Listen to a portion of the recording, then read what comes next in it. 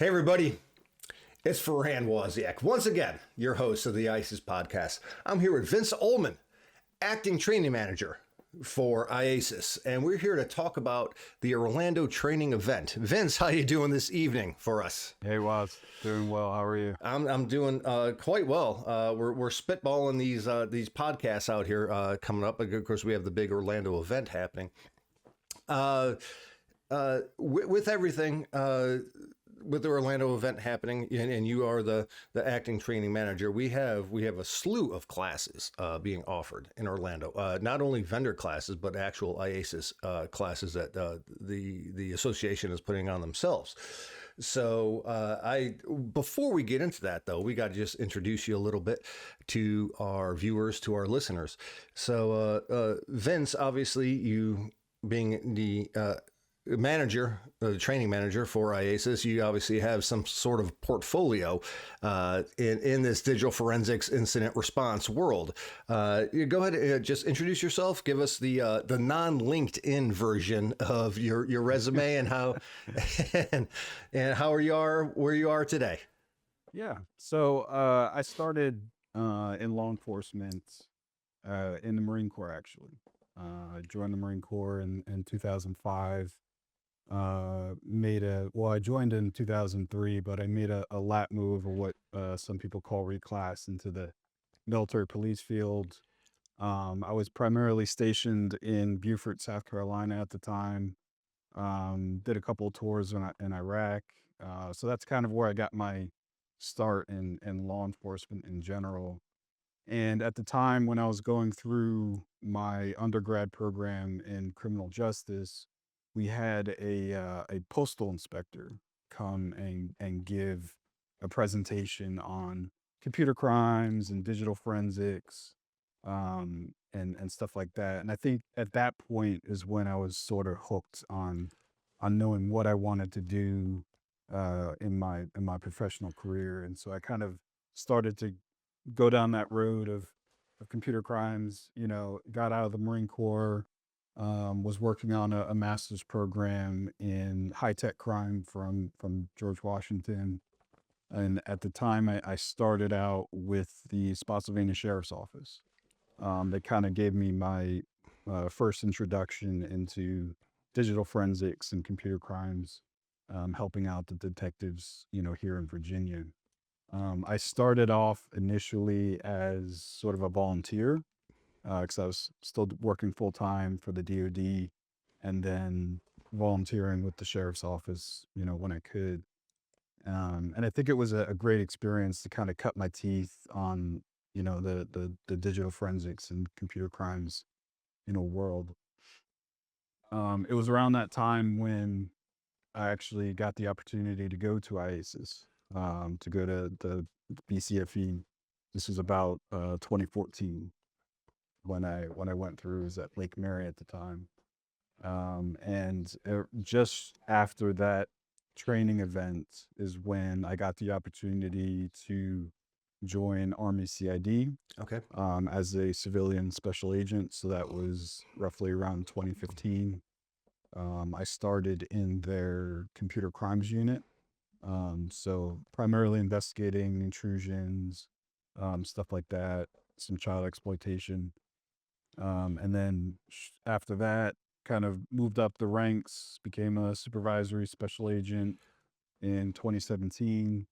And then in about 2019, I became the digital forensics program manager. So kind of running the digital forensics policy, procedures, training, stuff like that. And then in 2021, CID went through sort of a huge transition into a civilian-led agency. And at that point, I became the Deputy Assistant Director for Digital Forensics. Nice. So right now, I lead about 50 or so digital forensic examiners. They're in 18 or so locations worldwide. So that's where I'm at today. So, all right. When I know you bring up the term civilian, are you talking non-military? So are you guys classified as the classic 1811 status, right? So you get a gun, you get a badge, you get handcuffs, and all the fun stuff. Correct? Yep. So I'm an 1811. We have in our digital forensic um, enterprise, we have 1811s, we have 1801s, we have military examiners. So a good mix of different types. Okay, because I know just in my experience, because I'm in South Carolina, obviously, and we have, of course, your old home base, and then but we have Air Force bases, we have Army bases, and I believe when I first started out working with ICAC cases. Most Army CID, now we're going back to 2005, which everybody's sick of me hearing that I started in 2005, but they were, I want to say, warrant officers, correct? Right? Is that part of the transition you talked about where they went civilian? Because I know, Air Force, OSI, Navy, and CIS, they tend to be, they were always, I guess, quote unquote, as you said, civilian law enforcement. But I believe Army CID was always in-house for a while. Or did I dream that in some weird? No, you're right. And we work closely with OSI and NCIS. The Army was, for CID, it was primarily a military-led organization Okay, with yeah. a general and warrant officers and enlisted agents. And so now they're transitioning to primarily civilian agency with a civilian director. In comparison, OSI has sort of both with military and Yeah. civilian. NCIS is largely civilian with some military mixed in and whatnot. So for us, we have warrant officers. We still have warrant officers, and we're actually going to one MOS. So at some point, all agents will be warrant officers. Okay. So, but if you were military agents, sorry, military agents, but if a job opening happened in Army CID, a local cop, a state police officer, or another federal, 1811, they could just come on board, right? They don't have to go through boot camp or anything like that. That's what we're talking with civilian, I guess. No, yeah, they'll go down to Flat C, or if they're a military agent, they'll go to our USAM's training in Fort Leonard Wood. So no, they don't have to be military to join. Gotcha. That sometimes there's some confusion in that with, I mean, it's been fleeced out of me over the years just dealing with the Army CID in Fort Jackson. You guys got some, well, you guys don't have any rules because we did a couple operations on the fort, and that whole Fourth Amendment thing, when you stay on base, that kind of goes that, well, it doesn't exist if you. No, I wouldn't say that. No, of course you can't say that, but it's a lot easier than being off base. There's definitely some other considerations when it comes to working hand in hand with local law enforcement. There's posse comitatus and things that we can and can't do. But yeah, we work with locals all the time. Yeah. It was, and that's the only court, I had to do a military court, and they wanted me to testify. I'm like, this is going to be fantastic, because, the movies and stuff like that. No, I did it over the phone, and I was like, oh, well, this is not as exciting. I wanted the whole, what was it? Not the movie with Jack Nicholson and of course Tom Cruise and stuff. And no, they just called me on a conference call over the phone, and I was like, all right, well, especially post COVID, there's a lot of things being done virtually that you wouldn't normally expect in law enforcement. So yeah, that's true. And I'm not making a dig at Army CID, but it was just a reason for if you live on base and you're investigating a soldier, the rules are just a little bit different than anybody off base, and I don't know fully the rules, so I'm not getting you fired here today, Vince. So, no. All right. No, those are the views of me, not Vince Olman and not IACIS or the agency I work for. So we got that down. Let's talk. So obviously you got into IACIS. I've known you now we're in 2026. I got in post COVID, so I've probably known you now for 4 or 5 years. So just you went to your first IACIS thing in 2014, I believe you told me, and to where you are today. You got the You got the black T-shirt or the black polo on, and training manager. So just your evolution in IACIS. Yeah, so I went through in 2014, and I remember at the time, a coworker and I were just trying to get to as many different training events as we could get to.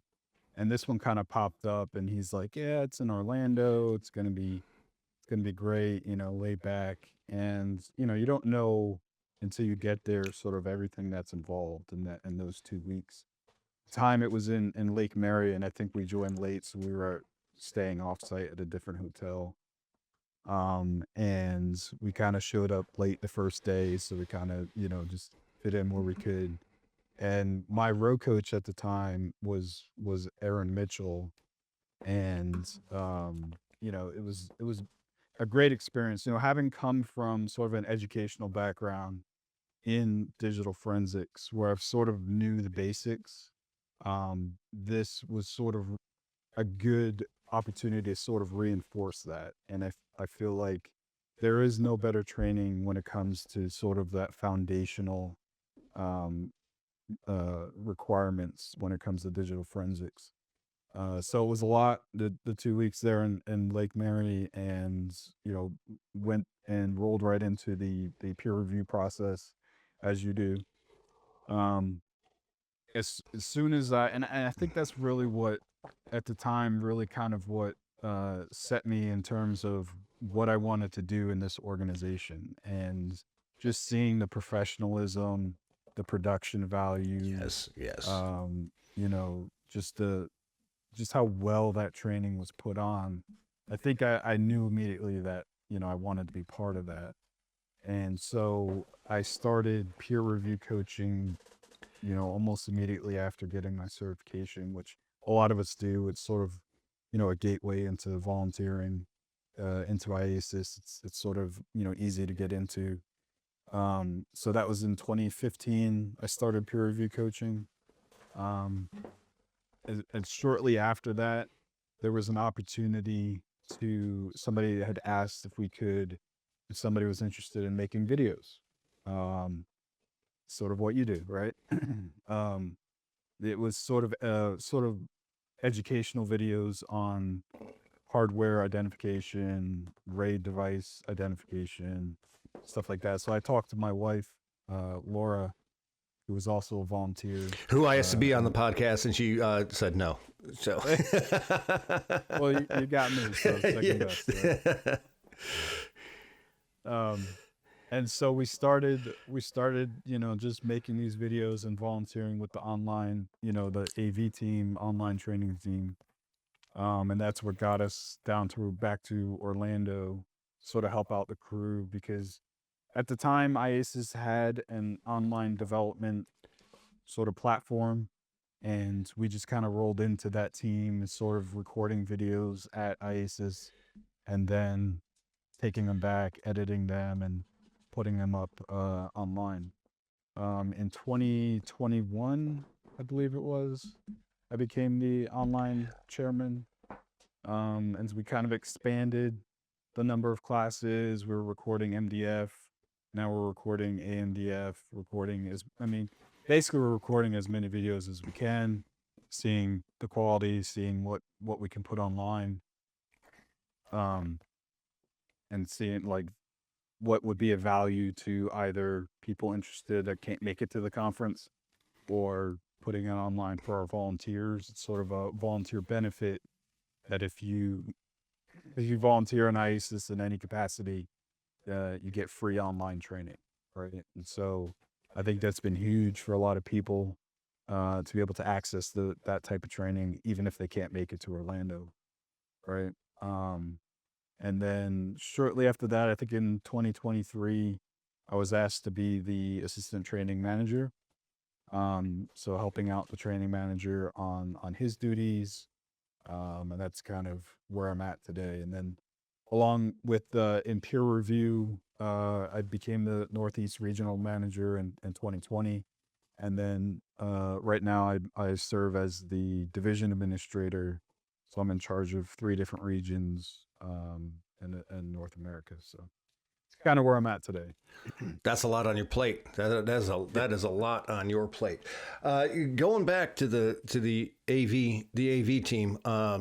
You guys at leaps and bounds. You got the cameras that follow the instructors now. You know that's a great thing. I know I was a pain in your butt. For the 2 years I taught mobile, because I'd always have to come up to you after a session or after a block and be like, "Oh, Vince, God, just go ahead and don't use that one. Use the." I had the luxury of teaching a week course, back to back. So you had two different versions. I'd be like, Vince, please don't use that. That was not my best work. That's the tireless. Your team is incredible with the audio visual stuff, and the fact that you guys have the cameras now that follow people around. That is great. I take advantage of the free training for volunteers, especially when it drops. I think in September or October, because that's always I call it Christmas cool down. So things kind of slow down a little bit. So you get to take all the courses. I took the OSINT course, which we'll talk about in a little bit. I took MDF again, which I always take every year. Advanced mobile, and I took advanced Windows Forensic Examiner, which we'll talk about again later. So that's an incredible feature for volunteers to have that. Mostly because people need training certificates, to keep their certifications either with their jobs or their current certs. So those are easy. 36 hours a piece, possibly. So that adds up quickly to 142 hours of training that you can easily get in a month's time, and it's great. It's great instruction. All the the materials come with the online training and stuff like that. I don't think so much the tools, but it's not you're not going to be left behind by doing it online whatsoever. Yeah, and hats off to the online team, and Dave Graham, the chair now. We've come a long ways in terms of the technology, like you said, the AI cameras, and really what it boils down to is we have one shot to get as much content as possible. Yeah. And it's very difficult in terms of making sure you have good quality recordings and audio, like somebody doesn't have their mic on, or if a camera didn't start, if it's not a 2-week class, you got one shot to get it right. And so those people have to be on point. And so really the team is really great. Yeah, there's been many a times where I started a block of instruction and everybody's waving at me from the back of the room because I didn't put my camera back, my audio back on. Yeah. It was the old school, with the wires and the thing you wore in the back. But still never got used to that. But yeah, hands down, great job by that team. Absolutely incredible. So speaking of that, though, so we already touched on a couple classes. For the Orlando event, IACIS is offering not only vendor classes, but also native IACIS born, IACIS taught classes. BCFE, the big room, obviously being big room. being the meat and potatoes. The elephant, the big cheese of the event. That's 300 students in an auditorium. It looks like one of those Kmart churches where the priest or I'm sorry, I'm Catholic, where the preacher comes down, with laser beams and stuff like that. It's almost getting to that point with all the big screens. So that's I don't know how. I still don't know how they manage to teach 300 students in one room, but it works. It works through row coaching, correct? Through row coaching, yep. Yeah, it's a big undertaking, and talking about the conference in general, the planning for the conference, and I want to kind of talk about sort of behind the scenes, because absolutely, please. The planning for this conference pretty much starts when the last conference ends. Yep. Right. We've got contracts, we've got venues, we've got developing white papers. The training committee meets throughout the year to plan which classes are going to go, which ones aren't going to go. So it's a huge undertaking, and you see it in terms of the production value when you get there. But a lot of what happens behind the scenes, I mean, this is happening throughout the year. People are putting in countless hours, purchasing equipment.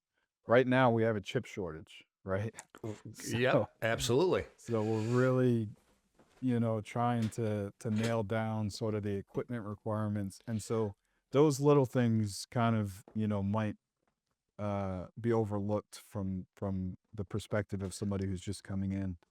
And a lot of great work from you guys in the marketing, getting the advertisements for these classes out there, from everything from our standards and QA individuals who are making sure that all of our white papers and presented material is top notch.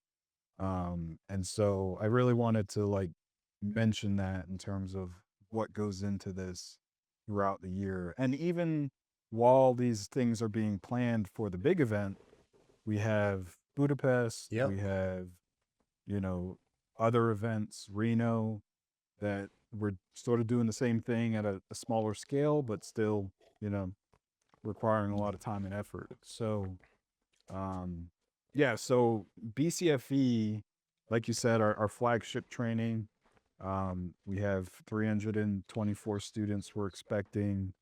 As far as staff, in the big room, we've got probably going to have about 65-ish staff. Each student will have a row coach.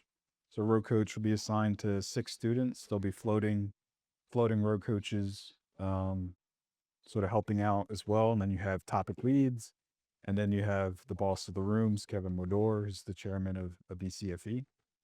And so it's a lot, right? You go from 8 to 5 each day. If you choose to stay, Yeah. yeah, that's That's 8 for to the 5 each day students. Yeah, for the students. for the students. Yeah. And then we have labs in the evenings for people that want additional coaching. And like you said, I mean, it's a lot. It's a lot of work that people have planned and put time into.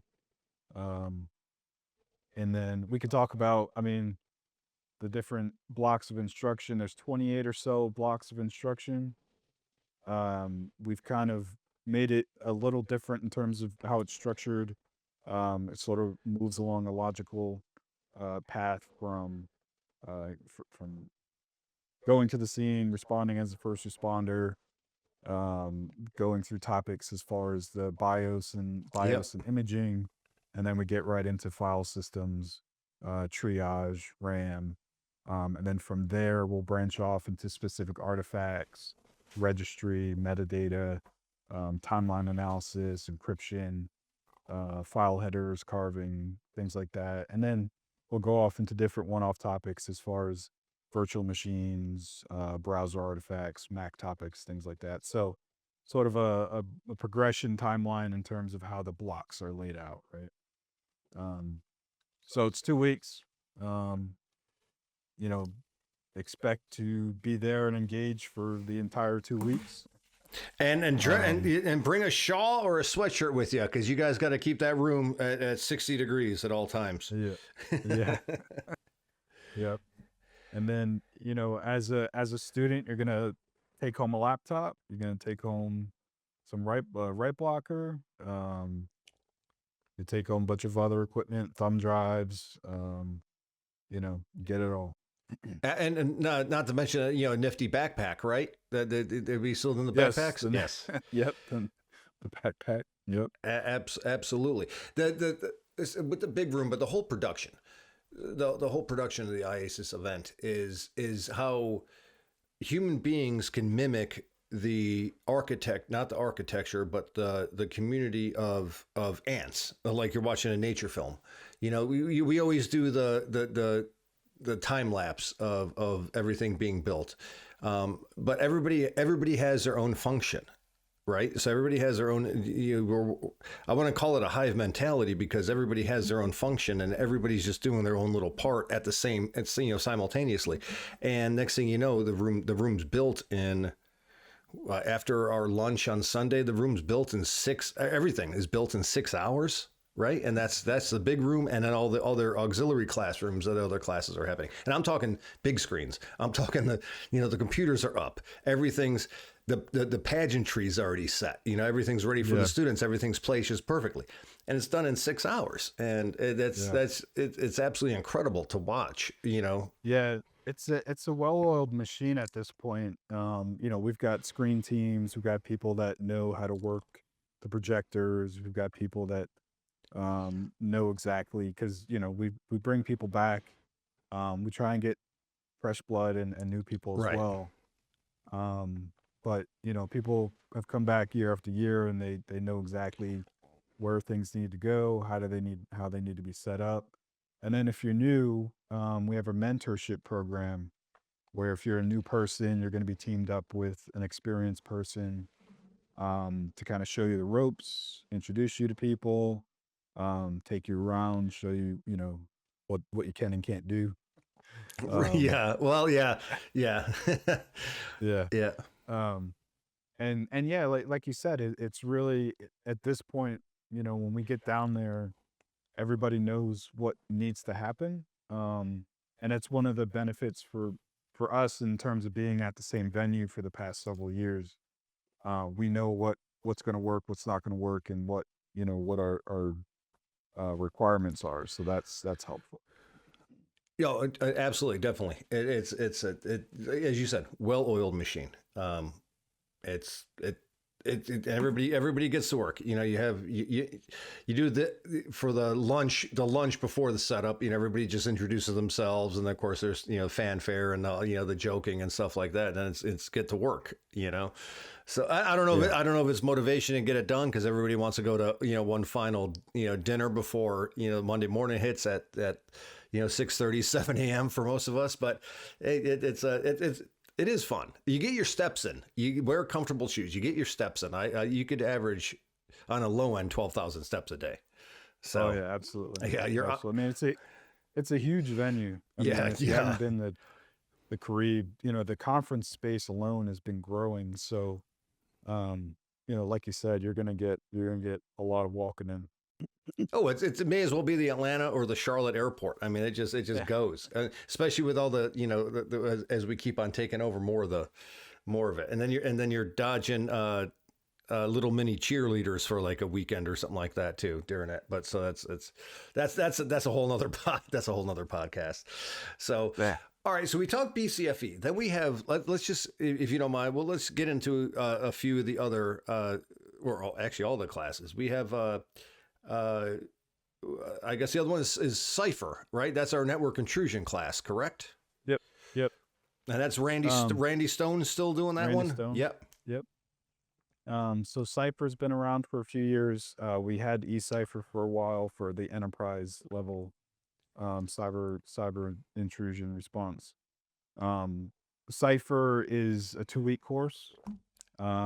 It goes into sort of intrusion responses and things like that, and it's a great course for people that deal with either corporate level responses or incident responses. So I definitely check that one out. New to this year, we had a prosecutor's course in the past. This year we have Cadet. Yeah. Is the newest version of that. And so if you have prosecutors that may or may not be great with presenting digital evidence or understanding digital evidence, it's a great class to kind of get them to. We're working on getting some CLEs for each state level's bar.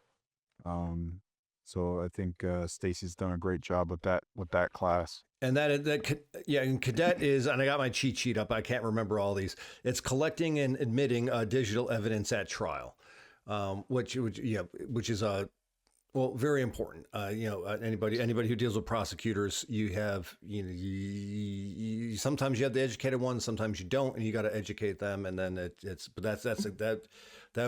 a very worthwhile course, I believe. So. And that's a 1 weeker too. So in Orlando, Florida. That's a 1 weeker. Yep. And then we have a bunch of returning classes with our accreditation, our PLA class paired with our managing a digital forensic lab class. Those together will be 1 week altogether. We have our returning scripting class, so ASF. We have returning open source intelligence class. I took that one. Uh, I took that one over Christmas. That's absolutely incredible. That is, yep. yeah. That's, yeah. Jessica puts on a great class with that one. That's a must-have. Even if you don't think you need it, trust me, you need it. It's fun. You know, obviously you can't use it for stalking purposes, and she even talks about that in class.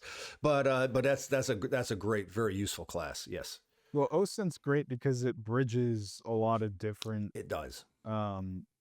Roles. So you could be an investigator, you could be an analyst, but you have to have some level of understanding of open source intelligence. Yes.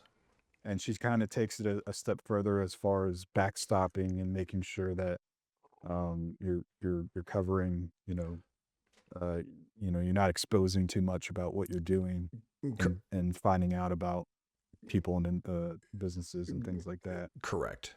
And then just last year, she implemented a capture the flag event at the end of the training, which I thought was pretty cool. So, yeah, that keeps I've been a part of the capture the flag as a instructional tool, and it keeps the students engaged. Kind of gives you a little motivation, you know. Yeah, it actually gives you a lot of motivation because it puts some competition into the mix, you know. Yep.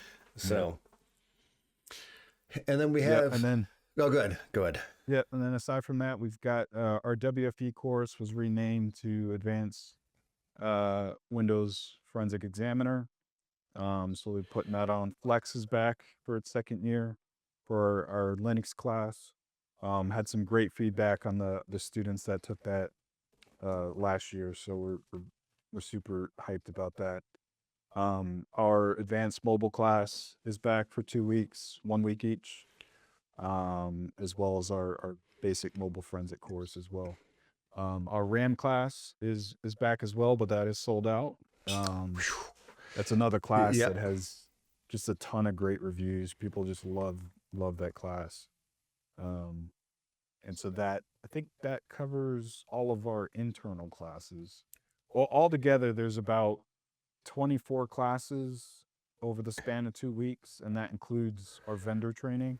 Yep. So we have vendor training from Samuri, Spider, Celebrate, Magnet, MSAB, and so they'll be down as well. So altogether right now, we're looking at about 600, just over 660 students registered right now.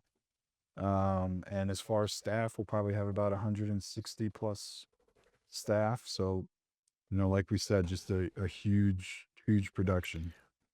That is pretty amazing. That's a pretty good staff to student ratio, though. You know, oh yeah, because I think if you look at it, I think there's one police officer to every how many, like one police officer to 300 people. So we're doing pretty good. That's almost high level private college level of an instructor staff to student. So those are good numbers. Absolutely great numbers. Yeah, you're not going to have the problem finding staff No. to help you out. No, because we're all wearing the shirt you have on with lanyards on. So yeah, you're definitely gonna see an army of IACIS staff members anywhere you go. So awesome. Yeah, and like I said, I mean, just the dedication from these staff members. These are volunteers. Some of them take personal leave to be down there, just because they believe in the mission, they believe in what we're doing there. So it really is a lot of dedication from a lot of people. We're just proud to be part of it.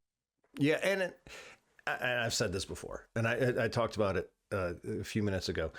If I go down to IACIS, they're like, "Oh, you got a 2-week vacation in Orlando." No, it's no, it's a 12-hour day is a short day. if so you're just living for maybe you get maybe a couple hours of pool time on the Saturday in between, but that's it. I mean, you're going, so because of all the vendor nights, the appreciation nights, the labs, all every night it's just something else is happening after hours, so to speak. So Yeah, and everybody know it. Like, if you've been down there, and if you're new, you're gonna be putting in work. yep. Like you said, long days, just whether it's a vendor night or lab night or you know other event that we have planned.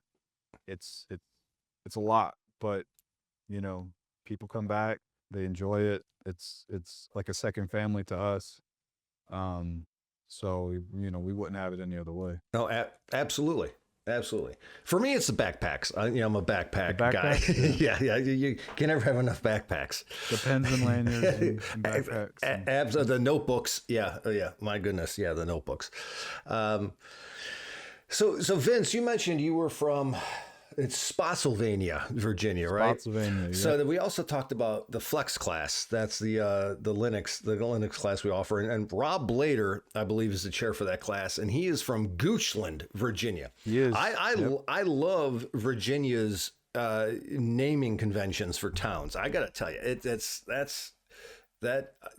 there's never a disappointing town. I think the small towns. I mean, everybody knows Roanoke, everybody knows Alexandria, but Spotsylvania. That sounds like that from that movie with Chevy Chase and Demi Moore, where they ended up in some kind of like coal mine town in Pennsylvania. Yeah, I don't know. I forgot what it was called. Here Comes Trouble or Nothing But Trouble. It was a terrible movie. Dan Aykroyd was in it. I think he played like 3 characters. But I love the name of that town, Spotsylvania. Again, if you have a minor league baseball team in that town, please grab me a hat or a jersey from that town, because that's a great. Well, we're right next to Fredericksburg. They do have a minor league team. Yeah. Yeah. Are they Fredericksburg isn't the Keys, are they? No, the Nationals. The Nationals. Fredericksburg Nationals. All right. I thought Baltimore had a team somewhere up there. Maybe, of course, that might be in Maryland. I think it was, I forgot the name of the town, but I went to a game there. It was maybe single A or double A, but it was something Keys. And that's another name for a Oriole type bird. Yeah. So I've been up to Fredericksburg. You guys have Wegmans up there now, right? We do. Yeah. That's from my hometown. Yeah, that's a great grocery store. Some of them sometimes can be 2 levels with steakhouses and anything you pretty much want. So yeah, it's a nice area. We're kind of halfway between DC and Richmond, so yeah, we like it here. It's nice. So you could get off that. And I forgot what part of the 95 it is, but that little bypass that you could you could shoot past Richmond into DC. I forget which offshoot of 95 that is, but you could either stay on normal 95 or it just bypasses you around Richmond. Do you know what I'm talking about? Well, 295 goes around Richmond, but if you're going between Richmond and DC, you're either taking 95 or 1. So gotcha. All right. Yeah. I shoot up there from time to time. Yeah, obviously, because as you know, old school forensics, FTK was up there, NCASE was up there in Alexandria, Virginia. So it was a constant every time you had to, it was within 8 hours drive for me. So you drove, you didn't fly. So it was always, you're going up to DC again or Virginia for training. Old school training, but it was fun. All right, Vince, I think, let's see. Let me just check my notes here. I think we got everything. So we're not going to get into the fact that you're a Marine, but now you work for Army CID. I don't want to cause any wars on that level. Because I'll just say the Marines don't do digital forensics, so that's why... They do incident response, though. They had they do. They do. Yeah. And I think that's all I had on my notes. Anybody watching this on YouTube will see I'm writing notes all the time, and I'm just not doodling the whole time. But all right, Vince, you got anything else before we close out here? This is a great time, great podcast so far. No, I really appreciate you having me on. Oh, absolutely. I'm looking forward to seeing you down in Orlando, and it's it's going to be a great event. I'm really looking forward to it. So, again, thanks for having me. Absolutely. All right.